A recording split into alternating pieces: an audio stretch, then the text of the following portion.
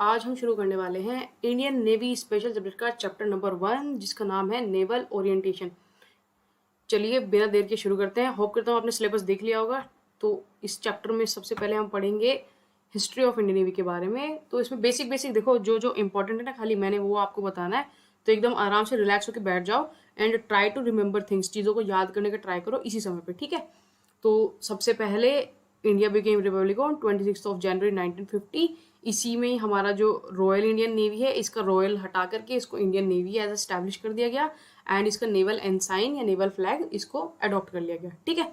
फिर Indian naval ship ने सबसे पहली बार कहाँ पे डिप्लॉयमेंट किया, ये गोवा लिबरेशन वॉर के अंदर पे 1961 में जो हुआ था फोर्ट, वहाँ पे सबसे पहले अपना योगदान दिया, सबसे पहले वहाँ पे लड़ाई वगैरह करी, ठीक है। उसके बाद में 1971 के वॉर में भी, पाकिस्तान लिबरेशन वॉर जिसको बोला जाता है, उसमें भी हमारे इंडियन नेवी ने जम के लड़ाई करी, ठीक है। तो ये वॉर के इसमें पूछा क्या जाएगा आपको, फिल्म द फ्रैंक के फॉर्मेट में आएगा। गोवा लिबरेशन वॉर कब हुआ था, इतने में नेवल एनसाइन कब अडॉप्ट हुआ 26 जनवरी 1950 को, पाकिस्तान लिबरेशन वॉर कब हुआ था 1971 में, जिसमें बे ऑफ बंगाल और रेमन साइड दोनों साइड ने इंडियन नेवी ने बहुत अच्छा रोल निभाया था, ठीक है।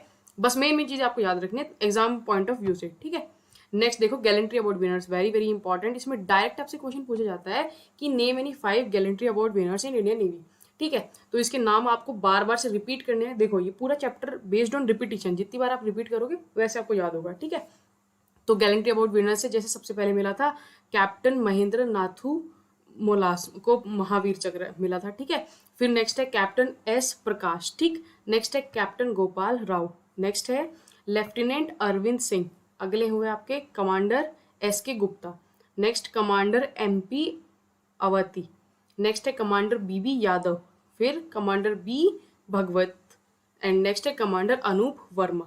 तो ये आपको याद करने हैं, इसको स्क्रीनशॉट ले लो, इसको बार बार 3-4 बार पढ़ोगे आपको याद हो जाएंगे, कोई भी 5 आपको याद कर लेने हैं, ठीक है।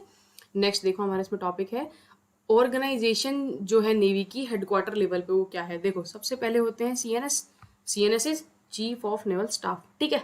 कौन है भाई chief of naval staff, comment में उसका नाम लिखेंगे आप लोग, ठीक है।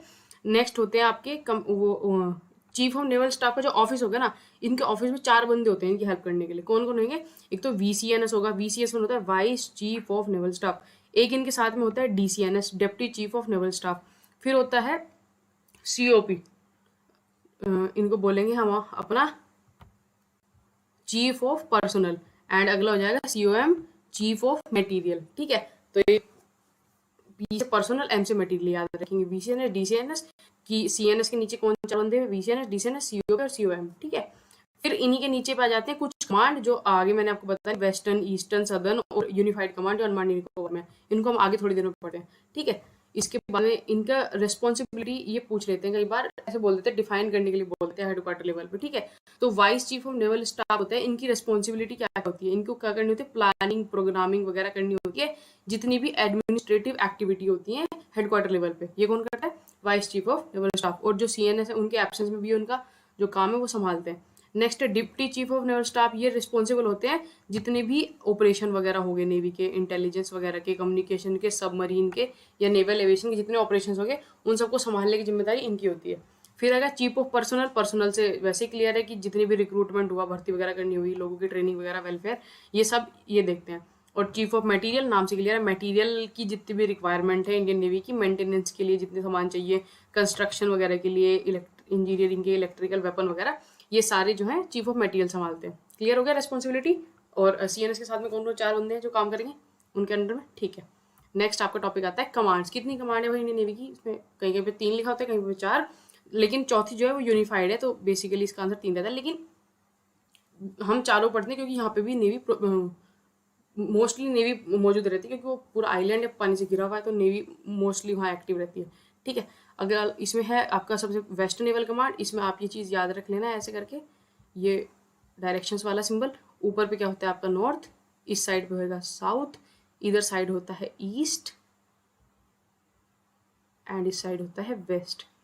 तो नॉर्थ में तो कोई पानी नहीं है, पेनिनसुला है, तो यही होगा वेस्टर्न नेवल कमांड, सदर्न और ईस्टर्न। देखो वेस्टर्न नेवल कमांड, ईस्टर्न और फिर सदर्न, ठीक है। इनको हेड करते हैं एफओसीएनसी, इसको पढ़ेंगे flag officer commander in chief west, ठीक है। फिर इसका flag officer commanding in chief east, फिर हो जाएगा इसको flag officer commanding in chief south, और इसके फ्लैग ऑफिसर होते हैं किसके, अंडमान एंड निकोबार के। ठीक है, इनके हेडक्वार्टर पूछ लेते हैं, डायरेक्ट क्वेश्चन पूछा जाता है। पूछते हैं कि बताओ वेस्टर्न नेवल कमांड का हेडक्वार्टर कहाँ है, मुंबई के अंदर पे, आपको याद रखना है। वेस्टर्न का कहाँ है, ये वाला मुंबई के अंदर पे। फिर ईस्टर्न का कहाँ है, विशाखापट्टनम के अंदर पे। और सदर्न का कहाँ पे है, कोच्चि के अंदर पे। सदर्न नेवल कमांड का हेडक्वार्टर कोच्चि।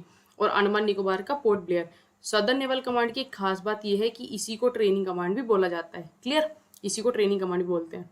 नेक्स्ट आगे बढ़े, अगला होता है फ्लीट। फ्लीट क्या होती है, देखो फ्लीट हुआ एक ग्रुप हुआ किसका, जैसे ही आपके दिमाग में फ्लीट शब्द है तो आपके दिमाग में केवल ये आना चाहिए कि फ्लीट कुछ नहीं है, ग्रुप है किसका, कि बहुत सारे शिप वगैरह हुए एक साथ मिल गए जुड़ गए, उनको हम फ्लीट बोल देते हैं। ठीक है, तो हमारे में दो फ्लीट है, एक वेस्टर्न और ईस्टर्न फ्लीट, ये आपको मैप में दिख रही होंगी।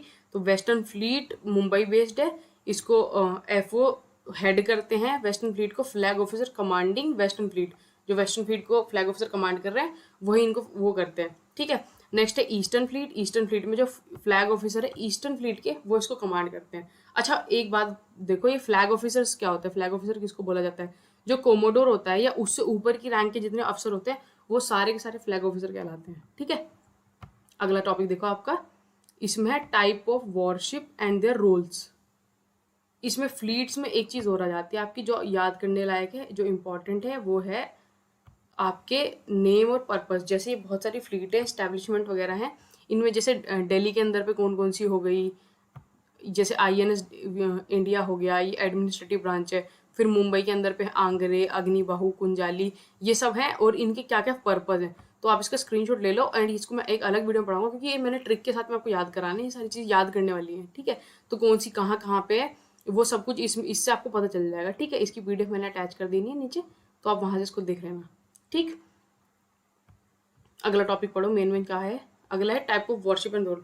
अब इसमें दो चीज है कि टाइप्स ऑफ शिप क्या होता है और क्लास ऑफ शिप क्या होता है। देखो टाइप का मतलब हुआ कि उसके रोल के हिसाब से किस टाइप का है, जैसे कि ये किस टाइप का है, ये एयरक्राफ्ट कैरियर टाइप का है, विकेडी की फोटो लगा रखी है, तो इसका टाइप है एयरक्राफ्ट कैरियर, या कोई सबमरीन होगी उसका टाइप है। लेकिन अगर सपोज करो ये विक्रमादित्य है, ये भी एयरक्राफ्ट कैरियर है, एक में विक्रांत लेके आ जाऊँ वो भी एयरक्राफ्ट कैरियर होएगा, तो वो दोनों एक क्लास के शिप हो गए, मतलब एक जैसी काम करते हैं, वो एक क्लास के हो गए। देखो सेम टाइप के शिप जो होते हैं वो एक क्लास के शिप कहलाते हैं। बाकी उसका टाइप किसे डिफाइन होता है, उसके रोल और पर्पज से डिफाइन होता है। क्लियर हो गया।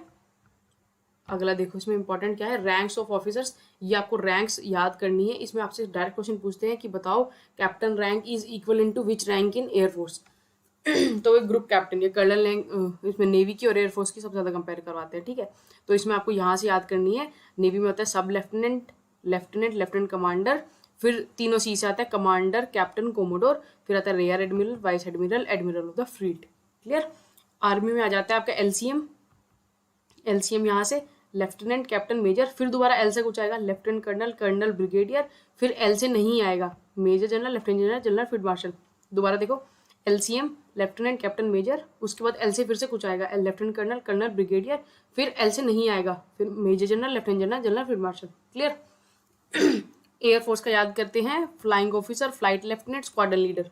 ठीक है, FFS sorry, flying officer, flight lieutenant, squadron leader, FFS हो गया। उसके बाद इसमें विंग कमांडर, ग्रुप कैप्टन। ठीक है, विंग कमांडर, ग्रुप कैप्टन।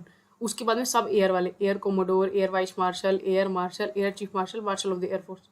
ठीक है, इनको 3-4 बार आप रीड करेंगे, आपको याद हो जाएंगी। ये रैंक्स आपको बहुत इंपॉर्टेंट है, जो पूछे जाते हैं। मैंने सब कुछ जितना भी इंपॉर्टेंट वही पढ़ा है इसके अंदर।